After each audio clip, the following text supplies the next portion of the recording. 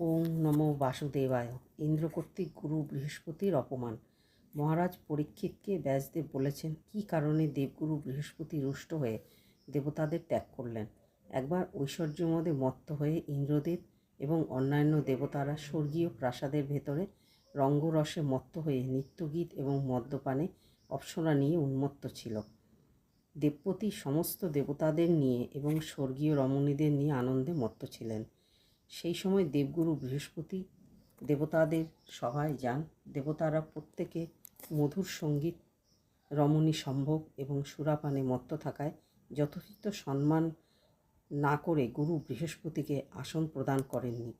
কেহ গুরুকে সম্মান না করায় গুরু বৃহস্পতি ইন্দ্রের ওই রূপ অবস্থা দেখে তাকে অভিশাপ দান না করে অন্তর্ধান হয়ে গেলেন। ইন্দ্রের যখন চেতনা ফিরল তখন ইন্দ্র বুঝতে পারল যে গুরুকে যথোচিত সম্মান না করায় গুরু অন্তর্ধান হয়েছেন। গুরুর অপমান এই কুকর্ম বুঝতে পেরে সঙ্গে সঙ্গে সমস্ত স্বর্গপুরী খুঁজতে লাগলেন। কোথায় গেলেন, কোথাও পেলেন না।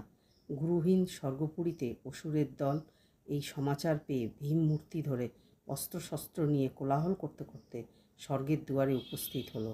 ইন্দ্রের স্বর্গরাজ্য গুরুহীন অবস্থা দেখে ভীত হয়ে চিন্তা করতে লাগল, যদি গুরুহীন হয়ে পড়ি তবে দানবদের সঙ্গে বিজয় লাভ করতে পারব না।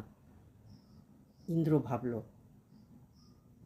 দেবতা ও দানবদের ভীষণ যুদ্ধ বেঁধে গেল। দেবতারা উপায় না দেখে ব্রহ্মার নিকট উপস্থিত হলো। গুরু অপমানের কথা সবিস্তারে ব্যাখ্যা করল। ওম নমো বাসুদেবায়। গুরু বৃহস্পতির অপমানের পর ইন্দ্রদেবের স্বর্গ পুনরুদ্ধার।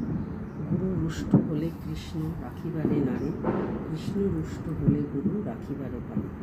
দেবতারা ব্রহ্মার নিকট গিয়ে সাধনা করে ব্রহ্মাকে সন্তুষ্ট করার পর ব্রহ্মা বললেন, ইন্দ্রের ইন্দ্রত্ব কী ছাড়, যদি বিষ্ণুও হন তিনিও গুরু অপমানের সাজা তৎক্ষণাৎ পান।